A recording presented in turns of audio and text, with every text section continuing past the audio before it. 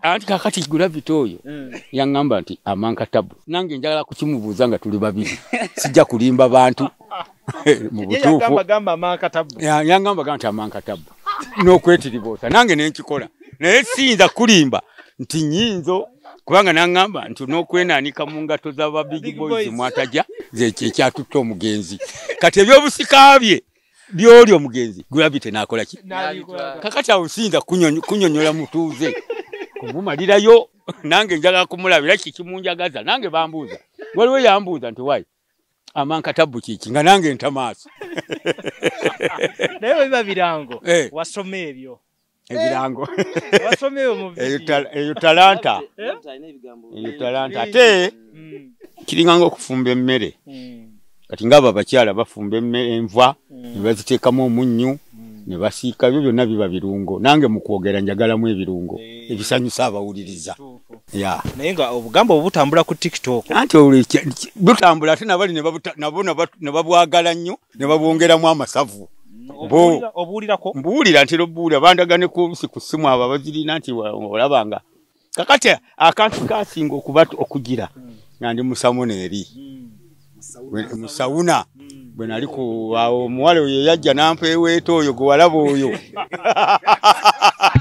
yaba nenyumiza olwa sawuna kati sawuna Morris Cakes and Events Limited bakola cakes eza birthday okwanjula baby shower bridal shower mu buli design yonna gy'oyagala traditional cakes n'ebika ebirala kosa n'okutegeka emikolo ne girabika bulungi basangibwa wakaliga okumpi n'akatale k'aba veteran ku namba z'essimu z'olaba wansi awo ku call ne WhatsApp kola order keke kutuukako yonna gy'owangaalira. Amannya nze Nsuuga Mustafa nkola ne Alihira Holdings Uganda Limited tuli bakozi ba biodigester wamu n'okuzimba okwenjawulo.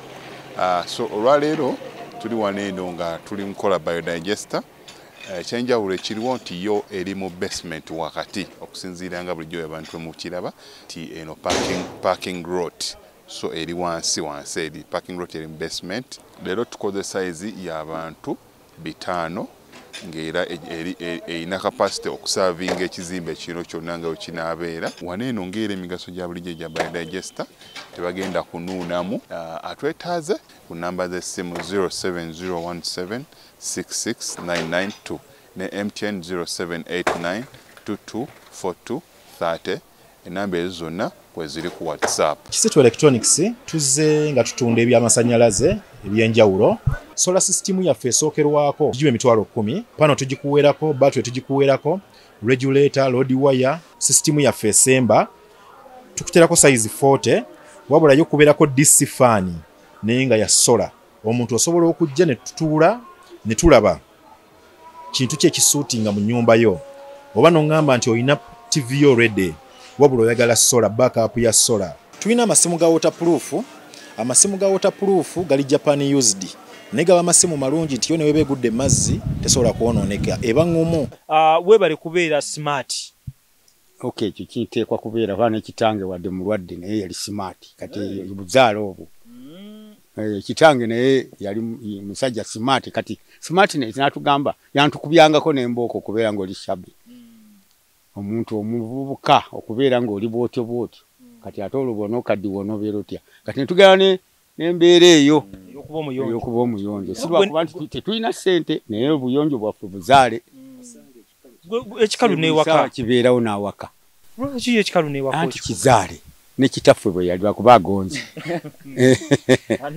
ate nabo bakadde baffe nga era ffenna bwe batutwala naye nga tebatwagala tubeere bwetu tetuswaza awaka kale ne tuba nti twamanyiira ne bwe tuba tetulina ne bwe tuba tulina fe tugendera awo oli watwalira nti abo tebaggwamu ng'ate tuggwamu ntutabeera. Webale ennyumba wagiyingira nagiyingira era obusobozi bw'abakisitu bano kubanga nali muno kisitu bwe yajjira yanteeka muno naye ate kati azze era kyovola baayiseewo n'agenda akoma mu kisenyi nga takyajjukirawo. Ennyumba yaggwa empya. Ennyumba yaggwa naye bugingo yasibye amadirisa ebirala byonna mwebiri naye bugingo pasita yasuubiza atuukirize kubanga omuntu wa Katonda bw'ati ate obutatuukiriza nakyo kibi. Bruce beerabira ate kirungi eddoboozi nnyo tumuteeka ku nninga naye yeekube mu kifuba atuukirize obuvunaanyizibwa nga Kisitu bwakola naye bw'aba akola kuba Kisitu naye muntu nga naye bw'ali omuntu oli abantu bange abo bakiringi boys nga nawe mwogendedde bakiringi boys mwoli ba big boys mwoli biba Kisitu abo Kisitu lwa bunene n'ebyo ba boys abo nabona mwe mukikoze era mukirwaniridde era nembeebaza nnyo baboyabo tubeerawo bonna abo NTV ani zonezo naye Gravity okyamulabako okay Gravity yajjako wano nenkola akantu ako kewalaba mu video Gravity naneerabira yakutanga yali badde ankubirako akasimu gyoli ne bwaba aleese emize kati muwulira nti ajja kuleeta mu katikomu nyadde okuŋŋambako nti oba gyoli teri kuba tejjukira so ngate singa yali badde ate kino ekikubira ebirango ekivulu kye eno nakukozesa ne drive naye yewadde okugamba nti oba jangu ate nze bwe ŋŋendayo nga nali mu kintu ekyo ayinza okwerabira ayinza okumanya ate yali badde afunana nnyo kuba bwe bandabako ng'ate wano katusimbudde kabeerayo no kakutteyo tekirala naye walaba kye wakola mu vidiyo ye wakiraba wateekamu amaanyi nakiraba era nekimutulendinga naye nange nekintulendinga nakati era bwe mpita waawo tusimbudde wegende yonna tusimbudde n'omwana omuto bw'ati bakuyita tusimbudde okwetiriboosa n'amankatabbu ebyo byonna naye wali otegeeza ki anti kakati Gravity oyo yaŋŋamba nti amankatabbu nange njagala kukimubuuza nga tuli babiri sijja kulimba bantu mu butuufu yaŋŋamba nti amankatabbu n'okwetiriboosa nange nenkikola naye siyinza kulimba nti nyinzo kubanga naŋŋamba nti n'okwenaanika mu ngato z'aba big boys mwatajja zekyatutte omugenzi kati ebyobusika bye byoli omugenzi Gravity n'akola ki kakati awo siyinza kunyonyola mutuuze kumumalirayo nange njagala kumulabira kikimunjagaza nange bambuuza waliwo yambuuza nti wayi amankatabbu kiki nga nange ntamaaso naye biba birango wasoma ebyo ebirango wasomeyo mu eyo talanta ate kiringanga okufumba emmere kati ngabo abakyala bafumba enva ne baziteekamu omunnyu ne basiika byo byonna biba birungo nange mu kwogera njagalamu ebirungo ebisanyusa abawuliriza naye nga obugamba obutambula ku TikTok anti butambula ate nabali ne babwagala nnyo ne babwongeramu amasavu obuulirako mbuwulira ntera obuwulira bandagane ku ssimu abo abazirina nti olabanga kakati akantu kasinga okugira nga ndi musamuna eri musawuna bwe nali ku omuwala oyo yajja nampeeweeta oyo gwe walaba oyo yaba nenyumiza olwa sawuna kati sawuna mutyaba yantwalayo kati olwamaliriza byonna ngeeraba omanyi ate ne bayita omuwala mangu ago najjaawo abamawulire obamanyi batandika kakati ekyo nekiwawaaza nnyo ate bali nga bagamba oba nze nagenze ku byabawala eyo nze omuntu ate okubeera ku bawala abataabo ng'ate ne balowooza nze talina mukazi naye baawalirizibwa okujja wano omukyala ne bamulaba ne batutwala oba bayitayo kabalagala omukyala ne bamwambaza engoye ze kakasa nti nina omukyala oyo kakati kali akagambo keeyo gaali masapo gamanyi baati geegonna gaali masape naye ng'omukyala yennyini patitula yo gwe baali batugidde wano ye gyali biri byali bya masape tebugamba nti muzeeyi yali asazeewo nti nali muwulu babaideni nali munomukyala ekyo kitegeerekese kati sooka ombuulire ebyana by'e Kampala ebyo nga kikwatako kiti anti kati kizibu nnyo baali oli maama wange sijja kumalayo nnyo kawonvu nakagga oli maama akasigaze wakiri bwe tunadde ebbali sobola naye maama nga waali akusisobola nga ba big boys bakiringi boys nga tuli eri otegedde naye nga obulamu bwe butyo naye ate nze nekinsanyusa emyaka gye nate okuba nga ndi obulamu kyewunyisa abantu mu myaka gye era kitwakigambyeko wano nti omuntu okubeera ate mu myaka gye nate noba nga Kintu kiri waggulu. Tumbuka kiba ate ekyakwewunyisa. Era naye kimuwa omuntu afaanana bw'ati okubanda bw'ati kanteekemu amaanyi. So abantu abamu bali bagamba wavaako. Anti era kakati kino bwe kiggwa kati nga yekisitu amanyi nti akati omusajja ayaka. N'omulala amanyi nti akati ali bw'ati. So nga ate eri bo bali basigala bakwerabidde. Bakuvaako. Banvuddeko. Kati abeena abangamba okunvaako sibeeyo wamma.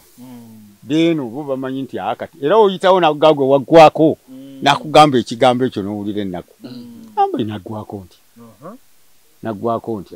Ekirango kyakisoma. Ninjagala ekirango ku mikolo kikyatambula. Era buli wano wonna kati kumpi district yo nanze nsoma. Era omuntu bw'afa kati ogera okulanga bazze pikipiki tune yafudde tugende ngenda. Nyempozi entambula. Naye tunasoma ku by'abanene bafa mu ggwanga. Abo tebannaba kumpita sinafuna mukisa. Bagezaako okwagala okuntwala ewolanya. Naye bo bali bankubira nga bwomanyi nti bamanyi gye ndi eno. Bo nga bateekawo mu ngeri kati bo ne bagenda n'ensoma nga saaliyo. Era bangamba nasoma ninga ningamba nagendayo dyato okusoma ebirangiro bana. Nze olanya ye yafa n'omulala yali ani? Bangi bafudde. Aba bafudde abakulu. Nendagala ngende nsome kirimu sitaani ekyo. Era wabawo chance. Neba nga yakunnona kugenda kusoma. Osome ekiranga. Yade buluzungu nkisobola. Imbalageko. Omanyi n'ebigambo bye bitambula ku TikTok bya luzungu byokka. Anti era oluzungu fwe basoma okuva mu 19 ne tumala ebibuuzo. Twakola Assembly Certificate of Education. Ngegatta ensi Uganda, Kenya. Kakati ebibuuzo byaffe byakeberwanga emyezi eki. Kati omba mu Kenya. Nga Kenya ye yeronze ebibuuzo babitwala ne babikebera emyezi egi. Biba mu Uganda muno babikeberera emyezi egi. Biba mu Tanzania emyezi egi. Kaliyo kabidda. Naye kati bino abasomesa abaana eno ate be bagenda eri ne bakola ki? Ne bakebera kati awo gundi lindi ensi eyo ebeerawo. Naye ffe twakeberwa ebintu byalinga bizibu. Nga bya ddala. Oluzungu olwedda lwenkyalina. Era abaana bagamba abo mulembe guno. Kiti yange yali ya luzungu kati abaana. Mulembe guno oluzungu. Babeeba bajjeyo babasomesa oluzungu kye kisumuluzo kya byonna. Kibagambe mu luzungu. English is the key for each and every subject and everything. Okay. Yeah. Olwembera y'obudde. Enyumba zino zonna ziteekamu ki? Okay. Musulamu emboozi ziri fumbiro. Eno kati nagirekera baana. Abaana bwe bakyala banaasula mu lyate. Basula mu yes. Basula mu eno kati. Eno yaabwe. Okay. Ate sigyerabira kubanga ye nyumba mwe nava bwe yabange mogose nga alangira. Ni kubanga ya mwe nava muno serabira mwe nava.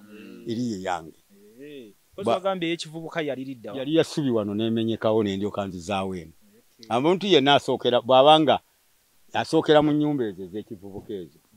Kati je nasookeramu nempasa omukyala wange kati nitweka tuddamu ne tugiramu tuzimbe eno. Mukama nateekamu obusobozi n'obwagazi nampa ku ssene enzimbe eyo. N'abantu bakwatidde. Akati ne munkwatirako. Kisitu naye ate ye n'akikola n'ayagala etangaale n'enjaka.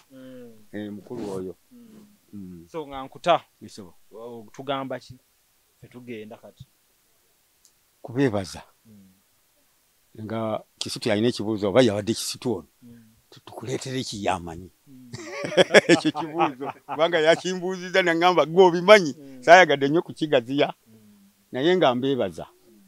Byonna bye munkoledde. Ne bye mukyankolera. Nange gye ndi eno. Serebu weno. Atayinza ate. Okuwunja okumanyi ye serebu abeera wonna ate abeererawo buli kintu kakati kyekyo milongoti gitambula ye Mzee Jemba oyo mwami Kisitu ndowooza kankuwa omukisa guno ogusemberayo ddala obeere ng'oyogerako n'abaana Uganda ekikulu kati kyakunnyikiza Kisitu Electronics sebo nga tugenda bana Uganda nyongera okubajjukiza nti Kisitu Electronics tutunda by'amasannyalaze ne sola.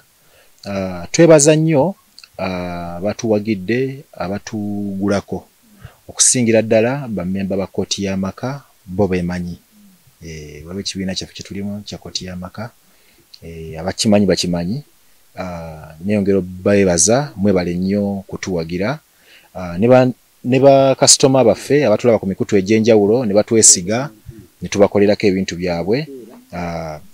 tubeetondera ebitatambudde bulungi tuli bantu bannange ne tusanyukira nnyo n'abatwebaza twongera obajjukiza nti bannaye buli kintu ky'oba oguze kyonna kibaako waranti era obozze wa Kizito Electronics face z'osangawo oba ozimanyi face z'osangawo era abaana baba bambadde amataawo ga Kizito Electronics enamba yaffe y'essimu njiddamu eri wansi awo eri 0708 88 njiddamu eri 0708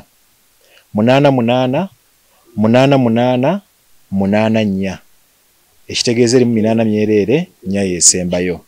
So Kizito Electronics ndowooza byebyo bwetyo tuyimiridde tuli mu paaka enkadde kwa Nifa Towers edduuka eri B228 ayise mu paaka enkadde munda ku stage ya Kayunga Bugerere bw'otuukawo kapande kwennyini n'otunula waggulu oba otulaba osobola oba otuse mu paaka enkadde n'otukubirako tubasobola okujja ne tukukima wansi awo tweyanzanye tweyanziige.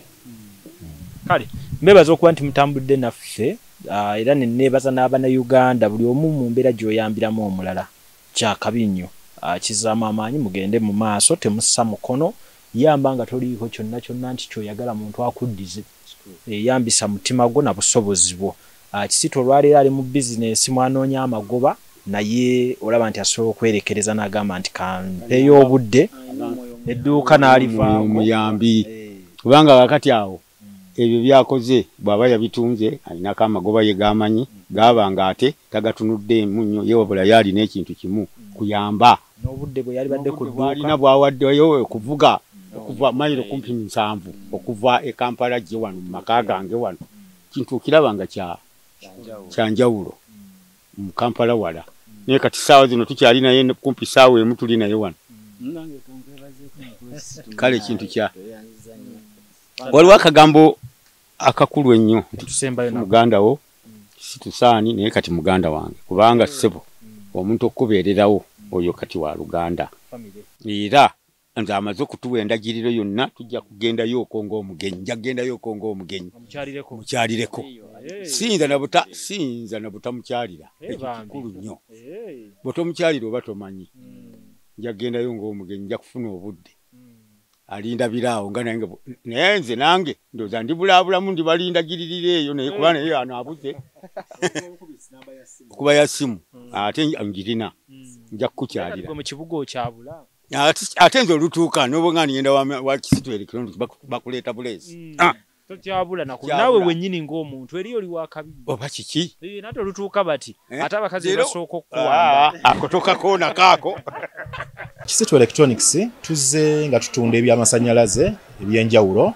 Solar system yaffe esookerwako gibe emitwalo 10 pano tugikuweerako battery tugikuweerako regulator load wire system yaffe esemba tukuterako size 40 wabula yo kubeerako DC fan naye nga ya solar omuntu osobola okujja ne tutuula ne tulaba kintu kye kisuutinga mu nnyumba yo oba n'ongamba nti olina TV yo ready wabula oyagala solar backup ya solar. Tulina amasimu ga waterproof.